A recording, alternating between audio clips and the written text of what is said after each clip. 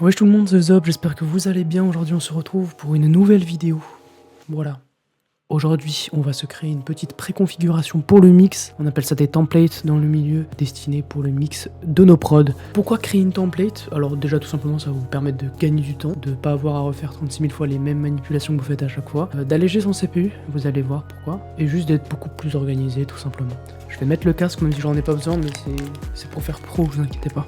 Ok, c'est parti. Alors tout d'abord, déjà on va aller dans File, New From Template, et on va en prendre une vierge. Mélodie. Hop, et je vais lui mettre une petite couleur. Hop, voilà. Et ensuite, on va créer un pattern drums que je vais mettre en rouge. Pensez à bien désactiver ça, le petit cadenas ici. Voilà, sinon vous êtes assez restreint et c'est chiant de ouf. Hop, et moi je vais le faire tenir sur 8 mesures, parce que généralement mes patterns durent 8 mesures. Maintenant je vais ouvrir le channel rack. Hop, on peut voir qu'il y a déjà un sampler d'ouvert, rename, et on va l'appeler Melo. Voilà. Et là je vais faire clone.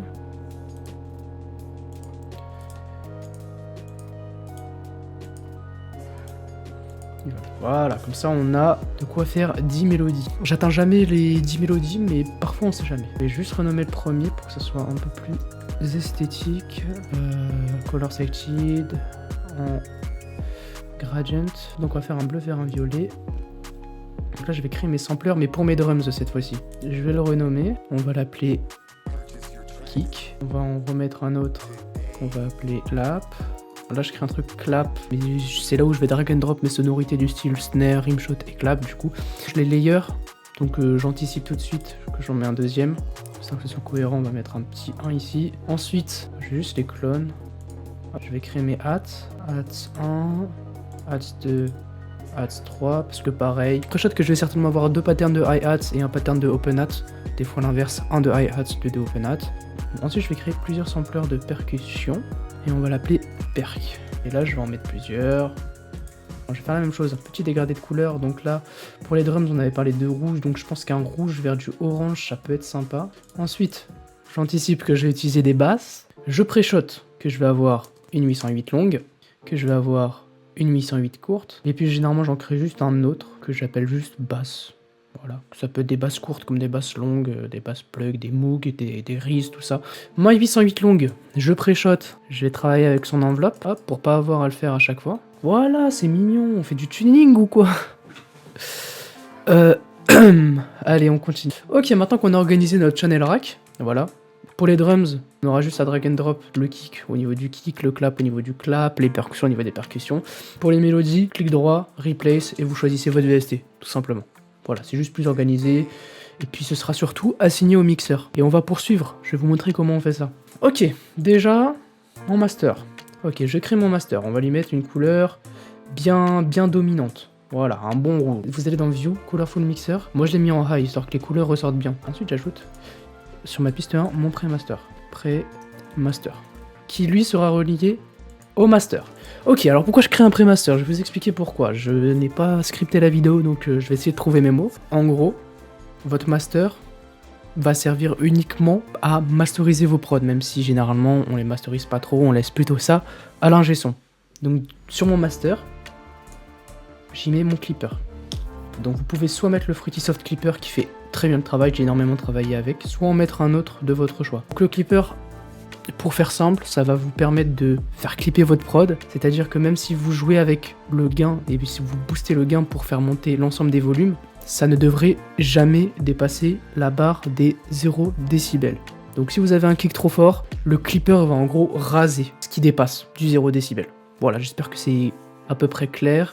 C'est pas la définition exacte et j'ai pas trop envie de vous la sortir en entière, on n'est pas là pour ça. Peut-être que certains vous diront d'éviter de travailler avec le clipper quand vous faites vos prods, mais moi je le laisse par défaut afin de pas me bouffer les oreilles en fait. Pour le master, vous avez compris. Donc c'est ce qui va permettre de faire les derniers peaufinages à votre prod. Donc on n'a pas envie de trop le polluer. Donc tout ce qui est automation, die cut, de low cut, de reverb et automation créative, je vais plutôt faire ça sur mon pré-master. Ça me laisse 10 pistes libres sans avoir à perdre de la place sur mon master. Donc maintenant, on va créer un bus mélo. Ok, et maintenant, je vais assigner tout ça. Donc juste je clique et je glisse sur les petits rectangles ici. Et je vais effectuer un CTRL L. Comme vous pouvez le voir, dès que je vais jouer quelque chose, ce sera directement relié ici.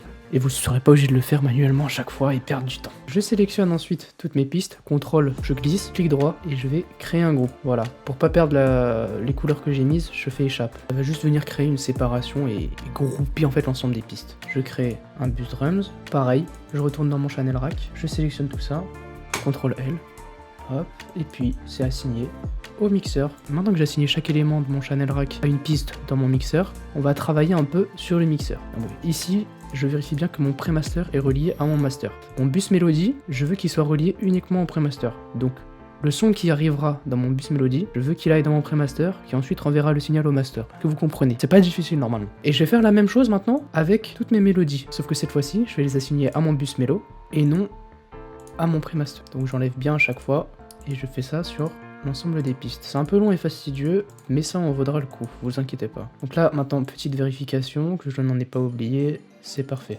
Ok, je vais procéder de la même manière pour mon bus de drums. Par défaut, c'est comme ça. Donc je route uniquement mon bus drums à mon bus pré-master. Les relier à mon bus drums. Donc ce que je vais faire, c'est que mon pré-master, je vais le dock to left, voilà, pour que je puisse toujours avoir un visu dessus. Donc maintenant, je vais créer mon groupe de basse, je l'avais pas encore fait. Hop, CTRL L, clic droit, groupe pour les séparer, échappe, comme d'hab. Donc généralement j'aime bien placer mes basses entre mes pistes de drums et de mélodie. Et maintenant je vais créer un nouveau bus que je vais appeler bus reverb, que je vais dock right, comme ceci. Pour vous expliquer en quoi ça consiste, dans mon bus verb, je vais mettre un plugin de reverb, je vais venir booster mon mix à 100%. Ok, donc là je sélectionne l'ensemble de mes pistes et je vais faire shift, clic gauche ici. Hop, et on peut voir que l'ensemble de mes pistes est maintenant relié à mon bus reverb. Et je vais faire la même chose pour mes drums. CTRL, je sélectionne tout, Shift, comme ceci. Plutôt que de mettre une reverb individuelle sur chacune de mes pistes, et sur la piste sur laquelle j'ai envie d'appliquer de la reverb, je vais lui injecter plus ou moins de reverb. Voilà, tout simplement. Je trouve que c'est bien plus efficace et bien plus rapide que de mettre une reverb différente sur chaque piste. Maintenant, je vais ajouter mes tags. Je vais également ajouter tous les FX que j'utilise d'habitude. Je vais tout de suite mettre mon fruitier convolver dessus, voilà, avec une légère reverb, comme ceci. Ah, j'ai pas précisé, mais le bus FX, du coup, bien relié au master et pas au pré-master, parce que généralement, on veut pas que les effets affectent les transitions. Voilà, là on est bien. Et je vais appliquer exactement la même chose à mon Perch Azure Tracks Today. Style, Save Mixer Track, merde, faut que leur nom, du coup. Je vais les grouper normalement. Voilà, comme ceci. Purchase your tracks today. Purchase your tracks. Pareil, moins 12. Maintenant, je peux pré-shot le sidechain que je vais mettre sur mes kicks puissant 8. Ce que vous faites, c'est vous mettez sur la piste de votre kick, clic droit, sidechain to this track, sidechain to this track, sidechain to this track. Ici, je vais choper mon fruitier limiter. Je vais dans l'onglet compression, sidechain, clic droit, je sélectionne ma piste de kick. Je monte mon nid, mon ration à fond et mon threshold, je le mets généralement dans ses alentours. Donc pourquoi je fais ça au niveau du mix, c'est pour que quand mon kick et ma 808 tapent en même temps, que mon kick écrase la basse et qu'elle revienne progressivement, tout simplement. Ça permet d'éviter notamment les conflits de fréquences graves, vu que c'est deux éléments qui tapent dans les graves. Et donc ce fruity limiter, je vais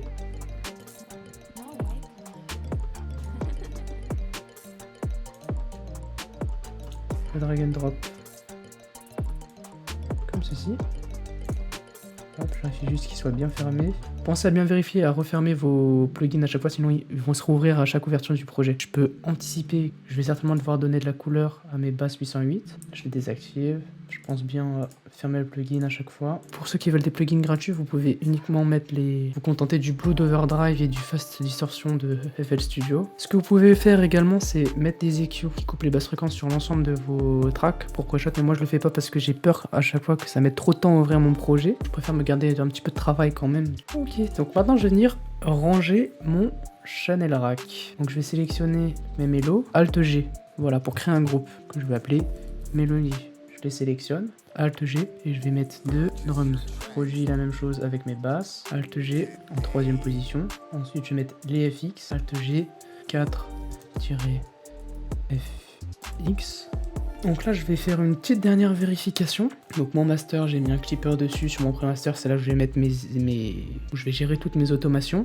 Plus mélodie, je mets rien dedans.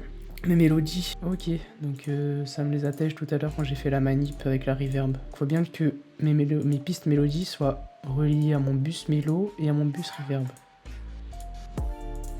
Et là, ça a marché, je sais pas pourquoi. Bon. Je me tâte quand même à faire un dock to left pour mes puces ici. Comme ceci. Je sais pas, je trouve que c'est propre. Ouais, c'est bien comme ça. C'est organisé. Donc je vérifie bien mes 808. Non, quoi que mes 808, je vais les faire relier à mon pré-master. Je pense bien le faire aussi. Donc voilà, normalement tout est bon. Mais je fais bien en sorte que mon channel rack s'ouvre avec mes mélodies. Piano roll. Je vais tout de suite me mettre en automatique, ça c'est mes choix personnels. Et maintenant, je vais vous montrer comment faire en sorte qu'à chaque fois qu'on allume FL Studio, la template se lance automatiquement. Vous allez ici dans File, Save as Template. Ensuite, je vais dans Options, General Setting. Je descends tout en bas. Et ici, je me mets bien en Default Template en dessous. Et juste au-dessus, je vais venir sélectionner la nouvelle template que j'ai faite. Je quitte et je vais lancer FL Studio. Ça charge, vu qu'il y a tous les éléments qu'on a mis. Ça prend généralement. Alors ça, j'ai pas compris pourquoi ça faisait ça.